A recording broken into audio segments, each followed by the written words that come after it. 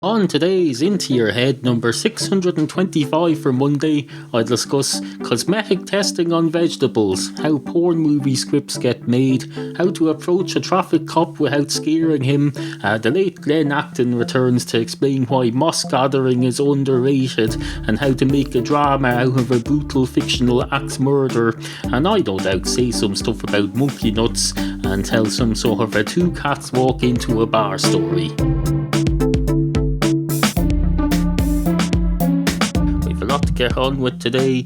Items that need to be attended to, issues that need to be addressed, topics. Oh, topics. You've got lots and lots of topics. We're positively booming to the seams with topics like this deodorant, which I was about to unthinkingly, absent-mindedly spray out into the world. But then I realised, no, this is expensive deodorant. I know from the label. It's a L'Oreal Men Expert, Proprietor, Garnet, they're the people who put the ads on the telly with the women with the frigging stuff that they put on their faces. It's apparently being tested, and the stuff that you put in your face, women, that's being tested, I hope you know, by Laboratoire Garnet Paris, presumably by putting them on they don't test on animals nowadays. That's considered non-de rigueur, so I presume they test it on vegetables. They get out a cabbage head and they draw lips on it, and they test the lipstick on that, and then they spray a bit of L'Oreal Men Expert deodorant on it, although they probably have to use a male cabbage head for that. Can you make a scarecrow and test it on that, I suppose? Do scarecrows have arms? They probably do at this time of year. All the kids are making them for their Halloween bonfires, so I'm sure there's plenty of them you could go around. Spray testing a bit of this on. It says it's full 48-hour dry non-stop. I shake the bottle though, I can definitely feel liquid of some sort, so it hasn't dried yet, I can tell you. I think the idea is you spray it out, and then the minute it hits your body, it starts to dry. Sure, sweat can achieve the same thing. As soon as there's sweat on your body, the sweat starts drying straight away. No, there's nothing in that that needs a Laboratoire Garnier or a Lynx inventor to come up with a new design for every month. No, all these cosmetics should be banned as far as I'm afraid. They're disgusting. If they were banned, I'd stop buying them straight away, I can tell you. Until then, no. I just want to live in. I want to be as fit in with the community, so I spray deodorant on myself before I go out. I went to America last year and I realised all you foreigners, you get all your deodorant in a weird stick bottle, and you have to basically scrape it off a rock that's stuck inside the bottle and scrape it onto your underarm. That's no way for a human being to have to treat himself every morning. You might as well be out getting a bit of a chalk that you've taken off a chalk tree back in the Stone Age land and painted some chalk on yourself. No, that's spray bottles is the way to go. I know they supposedly harm the skies and the ozone, but I'm not spraying it up into the skies and the ozone. I'm spraying it straight into me. I'm taking the full blunt of force of the whatever it is that it does. So I can tell you, if this is damaging the ozone, it's doing a lot more damage to me than that. You can't knock me for taking full force of the whatever it is. Anyway, there we go. Stuff. This is your Into Your Head former junior announcer Glen Acton, who, for newer listeners, earlier this year was fictionally brutally murdered, or deemed to have been thereby done by the lazy host of this show. He decided he wanted to get rid of me in a dramatic action. In a dramatic way, but he couldn't be arsed to record a drama of it, so he just announced one day that he brutally murdered me in a proper show. He'd have made a Christmas pantomime special in which I'd have been one of the stars, and a fictional audience member who the audience thought was a real audience member would come up and karate chop me with an axe or something. I don't know. Do you need to have a karate chop action when you're killing someone with an thanks. Here's a question for you. I don't know. Anyway, suffice to say, I'm your dead former fictional junior announcer, Glen Acton. I still pop my head in every now and then. Why not? Why not? Cat will occasionally go back to visit the house that he lives in. What does that even mean? I don't know. You see, my brain doesn't work anymore properly because I don't have one. It's to be understood. There's no way I'd be able to do this job anymore. Not that it's open to me. I've just happened to be passing when I sneaked into this studio. I don't think he minds because it fills in a couple of minutes of a show anyway. He just doesn't regard me as being on the payroll anymore.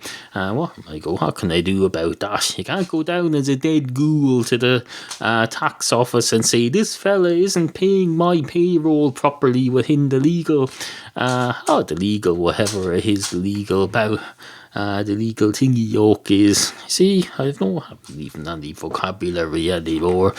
So no, that wouldn't work out. So all I can do is pop my head in here and suggest that next time, if you're having a podcast and you want to fictionally brutally murder one of the characters on the podcast, make a show of it for Christ's sake. Just don't come on one day and announce that he did it off the air yesterday. Make a freaking bit of a recorded drama on it. That's how you do it. That's probably what he thinks himself now that he should have done.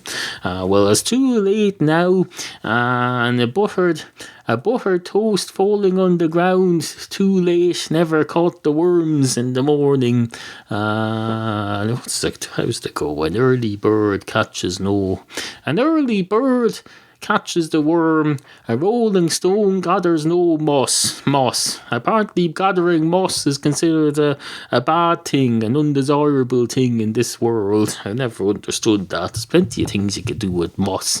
If you were to get a stone that you could set up and roll it around. In fact, there's an idea. I'll get one of those robotic vacuum cleaners that people have now and set it up to go outdoors with a stone on it as one of its wheels and get it to gather moss. If you leave that gathering moss for a day or two, I'd say you'd have enough moss to cover your whole back garden. You could have a lovely moss carpet out in your garden, never have to mow it again. It would look fantastic, like a rockery. Throw some rocks in there as well. Absolutely fucking fantastic. Rolling stones are overrated as far as I'm concerned because they gather no moss. Sometimes you want to be gathering moss. Make some use out of it. What if you wanted to gather stones? What would you do there? I suppose you get a big stone, put some glue on it and gather smaller stones. I suppose just go around with a shovel and spade, I suppose. I'm sure the stone industry have that all covered. The stone industry has been here since the Industrial Revolution, so I'm sure they have that all sorted out. Anyway, Glen Acton here, as I say. Just thought I'd pop my head in and say hello.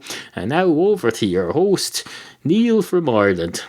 Now, I know what you're thinking there. You're thinking, you're thinking,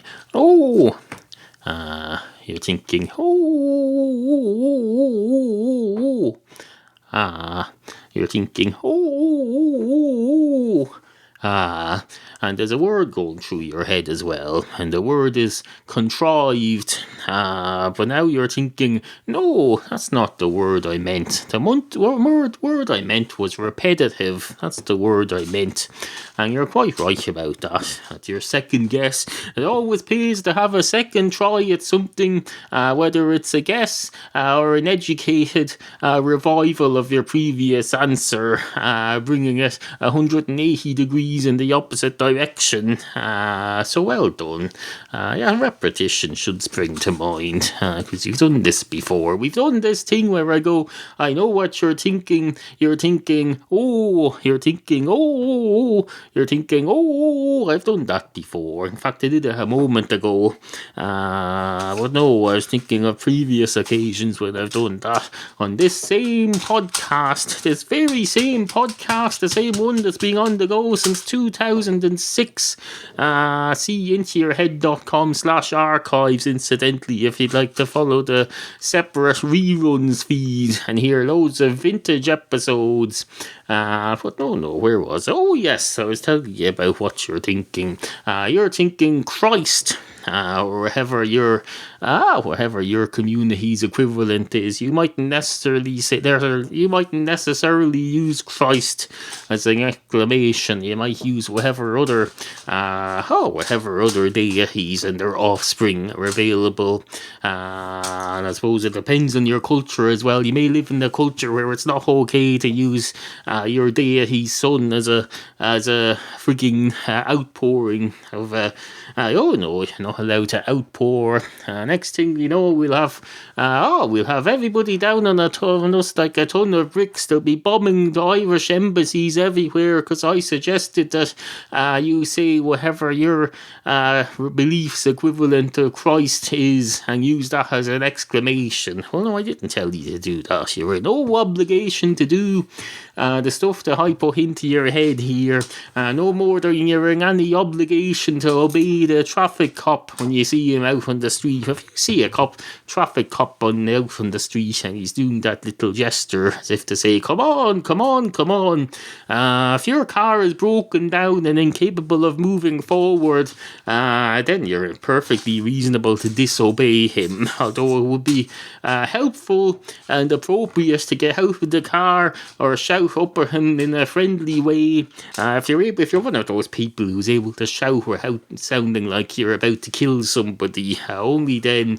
If you're not, then get up out of the car and walk slowly up to him. Keep your hands above your head so he knows you're not going to shoot him unless you happen to have a machine gun built into your chest or a bomb inside your stomach or something. So try and put him at some ease, because he is, after all, only a traffic cop. And when you get close enough to talk to him without shouting, say, hello, officer, or guard, or wherever they're called in your area. Sorry about that. I wasn't intentionally disobeying your signal to come forward. It's just that my car is incapacitated and I seem to be unable to move it forward anymore. I suppose I could get some people behind me and push. But no, I thought I'd wait and consult with you on the matter first. Because I respect our police and our judiciary system and all the rest of them, and I don't believe in just trying to make signals at them or screaming at them. Oh no, take my time. Can I put my hands down now, by the way? Have I sufficiently put you at ease as to my intentions here? The cop will invariably say, get back in your car, young man. I'll say, certainly, young man. You get back in your car. And then some people start pushing you, because they're already there, but you'd forgotten they're already people there pushing you or trying to push you, but then one of them comes forward and says, hello, I think the problem we have here involves you and your overuse of the handbrake at this time. You need to switch off the handbrake, and that'll make our voluntary job, which we're happy to do for you, but if you turn off the fucking handbrake, it'll like a lot more easier. And at that point you say, oh, thank you very much, and sorry and please and thank you and please and sorry and please and thank you and please and sorry. Because in these situations you have to make damn sure you use every piece of etiquette known to society, otherwise you come off as a scumbag. They'll say, oh, that fella said please and thank you, but he didn't say sorry, or he said thank you and please, but he didn't say thank you, or he said thanks, but it was an abbreviation of thank you. If he wrote it down, he'd probably misplace the apostrophe. No, everyone's basically there testing your manners. They probably all expect a tip as well. They tipped themselves. They've given their own selves a piece of advice. They've already made a mental tip to themselves saying, if this ever happens to me, I must remember to let go of the handbrake at the appropriate juncture, just so that I don't look like a gobshite like this time. This guy here. here. And that's how I would feel better about it, because I know that they're calling me a gobshite in their heads, which to my mind is a lot ruder than not saying please and thank you and stuff every 2 seconds. So we all win on this occasion. Besides which, I don't drive. It doesn't happen to me. I wouldn't get into a situation like this except as the passenger, which I have done a number of times now that you mentioned it. Anyway, where are we? You're listening to Into Your Head, hosted by Neal, Ireland's version of the Octomom. Except he's a dude and has cats.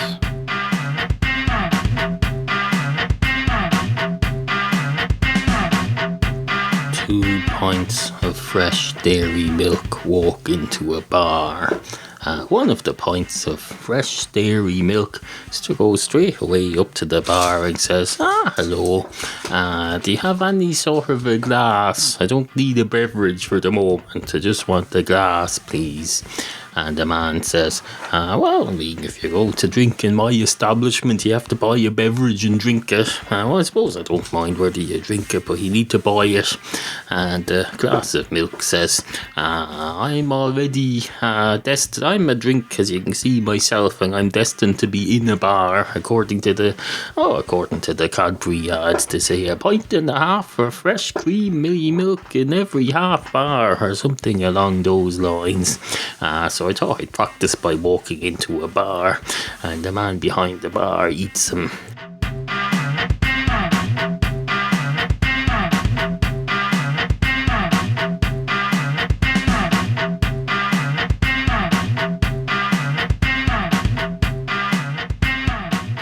Monkey nuts, that's what they call them. They call them big steaming dolloping piles of monkey nuts. Although not to their face, they use more politically correct words to their face. Face like person with learning disabilities, person with special needs, mentally disadvantaged person, Mr. Bean, all other words like that. You have to watch your words with people nowadays, you know. You can't be going around saying, oh, look, that fella's over there is a monkey nut. A monkey nut, he's as nutty as be damned. That's why you wonder why people are handing them out to strangers' children on their doorsteps on the night before Halloween. Or bonfire night if you're in England, I suppose. Do you do your stuff on bonfire night, or do you do it on Halloween night? I don't know. Here in Ireland, Halloween night is around the 31st of October, and it consists of children, younger children, going around 7 in the evening, dressed as monsters and ghouls and gremlins, and going trick or treat, and you make damn sure you give them a treat, because if you play a trick, I can tell you, then you end up on the fucking paedophiles register or something. They'll say, that fella didn't give us sweets, he played a trick on us. He said, hello, this is a trick. How many times can you multiply? No, how many times can you fold a piece of paper in half? And they'll say 5, and you'll say wrong. Here we go, I'll prove it to you now. Half, there's it folded in half. Now I'm going to fold it in half again, except I didn't that time. I folded it in quarters. So you can only fold it in half once, unless you unfold it and then fold it again, I suppose, and then unfold it and unfold. If you had said that to me, then I would have had to conceive that you were right. But since I'm a decent human being, I'll give you a treat anyway. Here's some sweets and monkey nuts. And at that point, that person, no matter what their best intentions were, will get a reputation as being a weirdo. People say, oh, they'll all go around to that fella. He said he had a conversation with us before he gave us sweets, instead of just giving us fucking sweets. What kind of a service are these people running? Do they not realise it's our job to go up dressed as gremlins and monsters, and it's their job to answer the door and come out with a plastic bag full of treats, and preferably just tip it into our bags in a fair manner, or give us one bag and say, share that between the lot of you. Better be a strong bag, I can tell you too. None of that plastic crap. Give us it in a bag for life. We won't keep it for life. Rest assured, we'll be encouraged by our parents to deal with it in an environmentally friendly manner. However, we're kids. We don't care about bags. That's fine.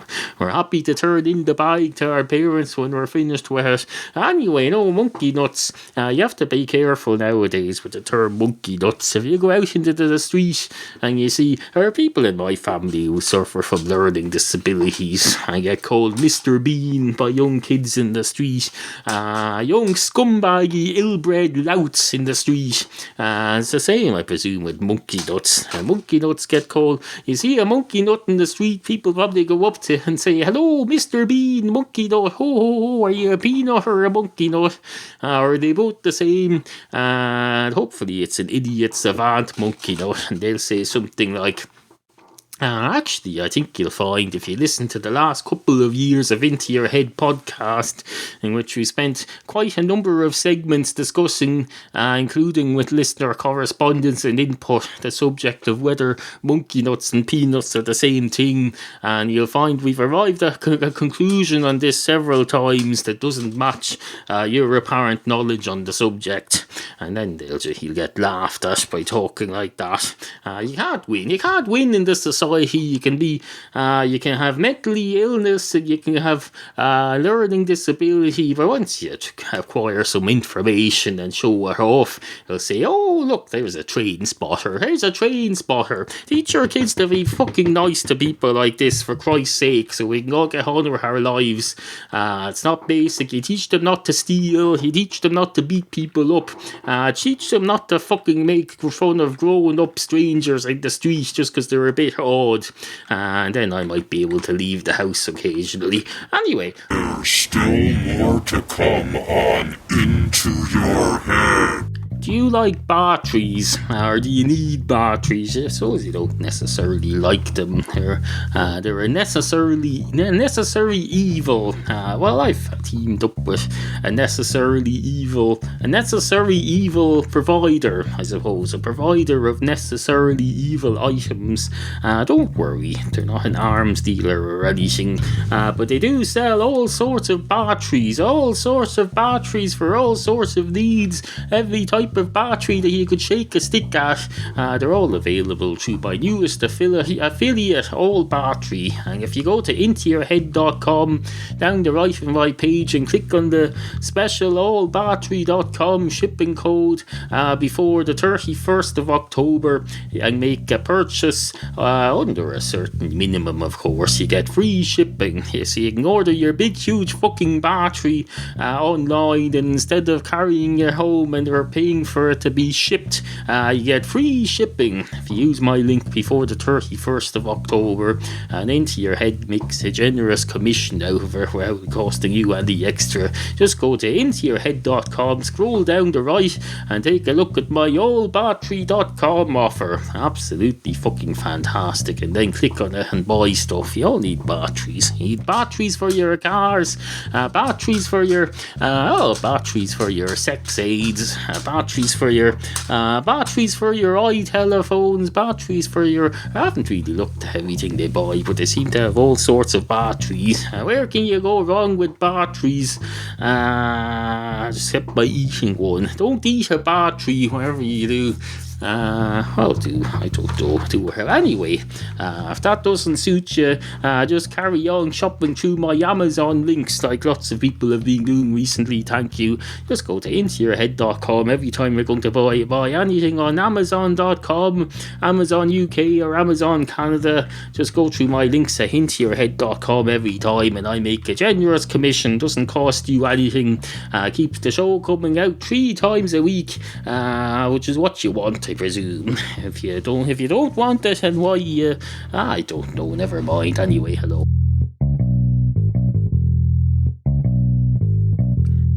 Two cats walk into a bar. One of the cats straight away goes right up to the bar, and he says, "Hello, I heard you had a couple of chocolate bars in here earlier, and there was a bit of a furore or a misunderstanding or something. It's none of my business, quite frankly, what goes on in here. It just reminded me to tell you, to let you know, because we had an argument recently, if I remember right, whereby you disappointedly announced that you weren't going to sell full pints of milk to me. You'd only sell them in little glasses. Well, there's an ad running on the television for the last several years for Cadbury's chocolate, and they claim to have a pint and a half in every half bar or something, a pint and a half of full cream milk in every half pound or something. And there you were earlier having a discussion with a chocolate bar of that nature who has all that milk inside him, and you allow him to come in and be served. I presume you allowed him to come in and be served anyway. I don't know the details or can't remember them from the earlier segment. Yes, here I am, a cat, and if I come in here and ask for a pint of milk, you could have got around that by just handing me one of those bars. Hand me a pound of milk chocolate. I don't know why you never thought of that before, although now that I think about it, you probably only sell those small rip-off chocolate bars in your vending machine. You say, oh, are you hungry? Put 8 barrels of coins into that machine and it'll give you out 2 squares of chocolate that normally come in a joint bar if you get them in the supermarket. So I suppose I've answered my own question there. Anyway, I have a pint of Guinness, please. And the man behind the bar says, I'm sorry, I wasn't listening to all that. All I heard was meow, meow, meow, meow, meow, meow, meow, meow, meow, meow, meow, meow, meow. Is there something I can help you with? And the cat says, oh, sorry about that. I was accidentally not talking in English. When in Rome, do as the Romans do. But when in your own country, talking a completely different language other than the one that you were born speaking, apparently. I suppose that was the things I have to expect if I want to live as a talking cat in a sophisticated modern society like this. A pint of Guinness, please. And the man says, have you got some ID? And he says, no, but I think it's obvious that I'm a cat. My identity is that I'm a cat. They can see that by looking at me, I think. And the man says, yes, but I need proof of age, please, sir. And the cat says, why are you calling me sir? I'm a woman. Can you not see that? Can you not identify a woman cat just by looking at her? And the barman says, no, cats are notoriously difficult to sex just by looking at them. The only way to do is to do something which I frankly don't want to do to you, no offence, because I'm not a vet or a cat owner. Wouldn't be into dealing with that, I can tell you, just to identify. He says, the cat says, oh, so you're not willing to do that, to inspect me, to determine my sex, or count the rings on me to see how old I am. Yeah, you expect me to go all the way up to the driving licence place, which is practically in the next county. It would suffice me running away from home for at least a week just to make the return journey on foot and getting a driving licence and then coming back to you. And the man says, now that you put it that way, I suppose, yes. And you probably wouldn't give you a driving licence, seeing as how you're a cat. So, how about a Coke? And the cat says, fuck off. And he says, fuck off, fuck you and the horse you rode in on. Did you ride in on a horse? You probably didn't, but it's just an expression anyway. Fuck you and the horse you rode in on, and the bar that you own, and you're standing in the community. Fucker hole. I'm going outside now. I'm going to rustle for sandwiches in the street outside the chipper, and then I'm going to go home, and then I'll never come here again, because I know where I'm not wanted, I can tell you, meow.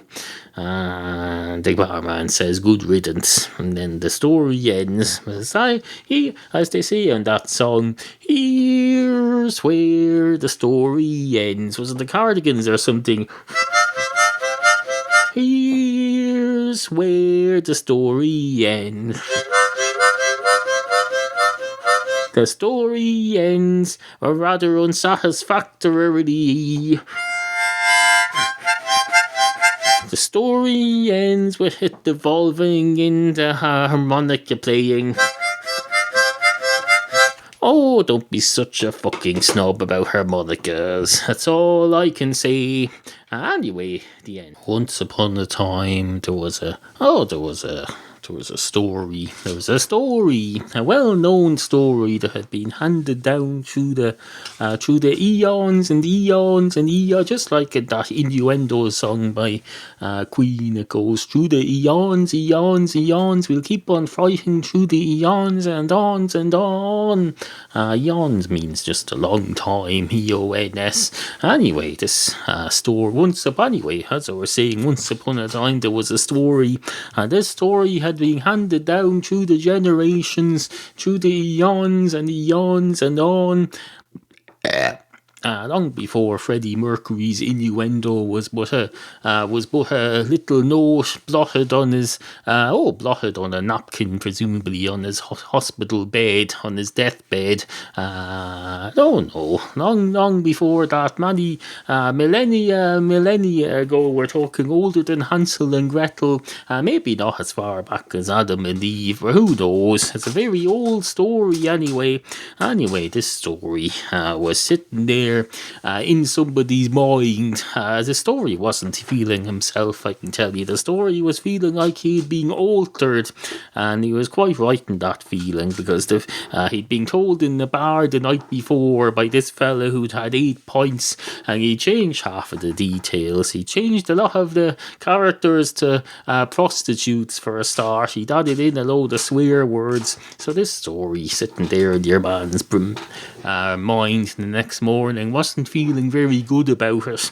Luckily he wasn't a man. Don't worry, the original story is still intact somewhere in some more sophisticated person's mind, but when a story is told, it gets split off like amoebas, and different copies of the story go elsewhere. So this little copy of the story sitting in your man's mind now is feeling a bit depressed. He feels like he's lost all the best parts of the original that his ancestors had.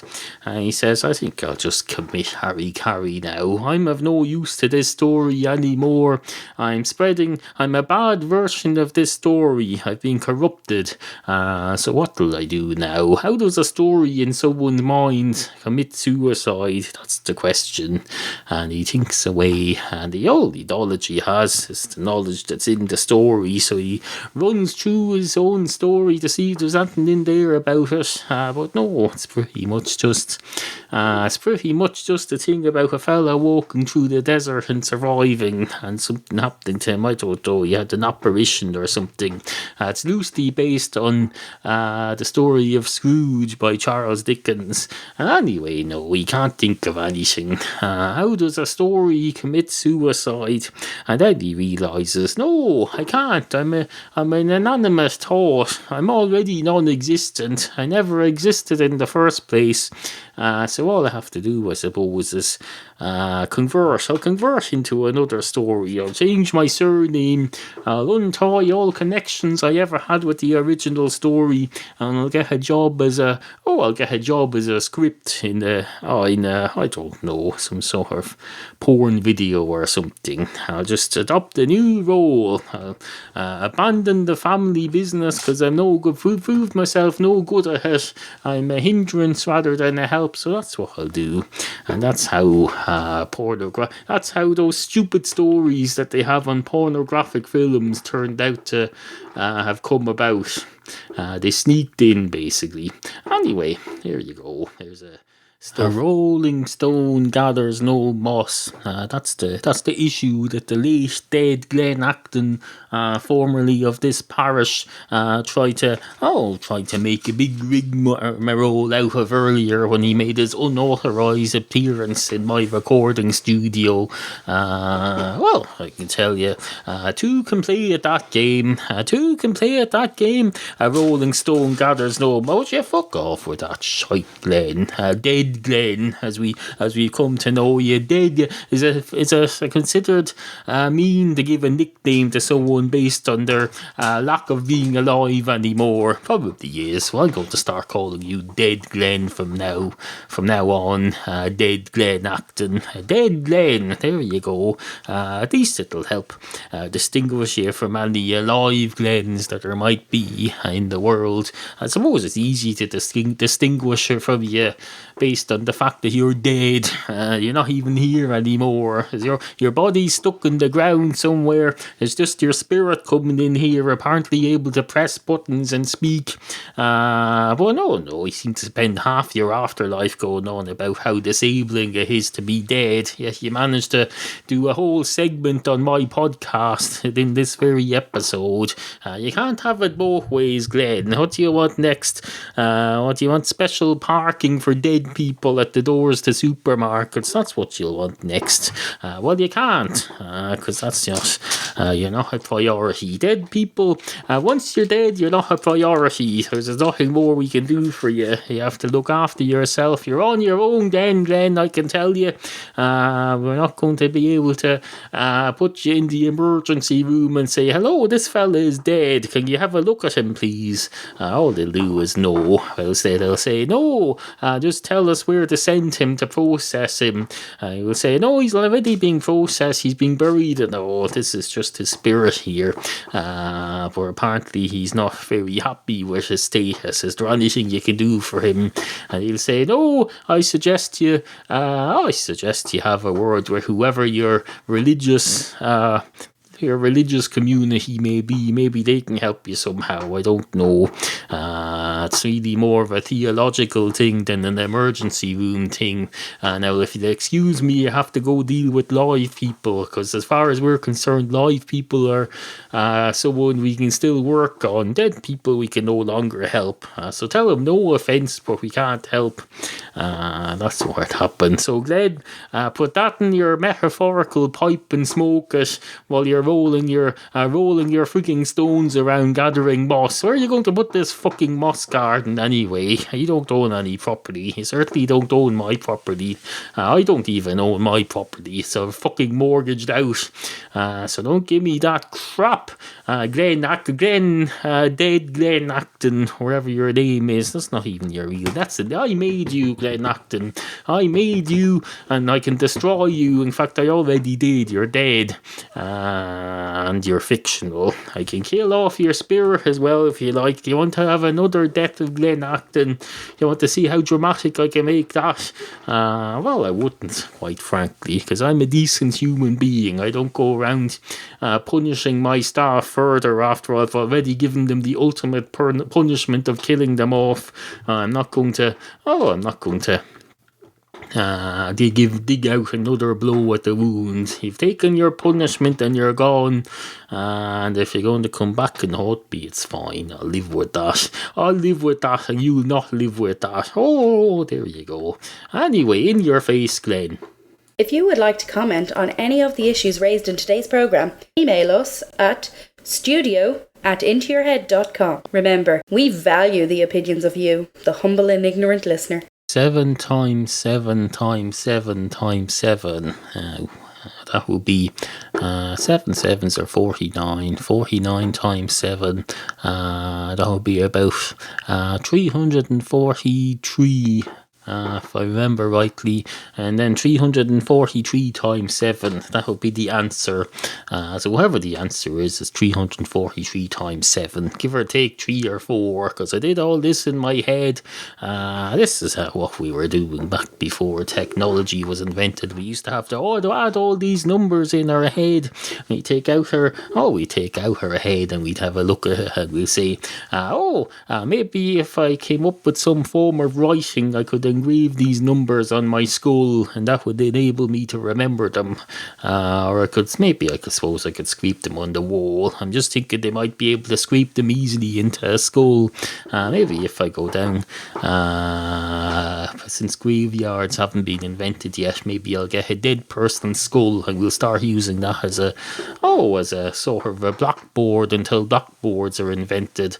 Do black people have black skulls? I don't think so. This, of course, was back in the Stone Age era, before these people knew anything about anatomy or anything. So they asked these questions. They weren't being racist. They asked questions like, do black people have black skulls? Because they'd be going around looking for dead people and finding who had the best skull to use as a blackboard. Or maybe they thought we'd have a whiteboard. Maybe they found some plant that could ooze out a white dye of some sort, or a black dye of some sort. store and if it was a black dye, then they'd use a white skull. If it was a white dye that was available, such as chalk, they'd use a black skull. Not unreasonable, they just didn't know whether there was such thing as a black skull. Maybe if you got a white skull and burned it, that would make a black skull, and then would be either way. These are the issues they had to deal with in those days. These were the issues they had to deal with. Where did I start this segment with? Was it 7 plus 7 plus 7 plus 7, or was there something before that? Because I have a feeling I wasn't going anywhere with it. Suffice to say, wasn't going anywhere with it. I wasn't going anywhere with it. Oh, 7 times 7 times 7 times 7. I wasn't going anywhere with it. Oh, I wasn't going anywhere with it. I wasn't going anywhere with it. Anybody who wanted some finality out of this can stick it up their arses. Up their arses. Up their arses. Or up his or her arse if there's just one of them.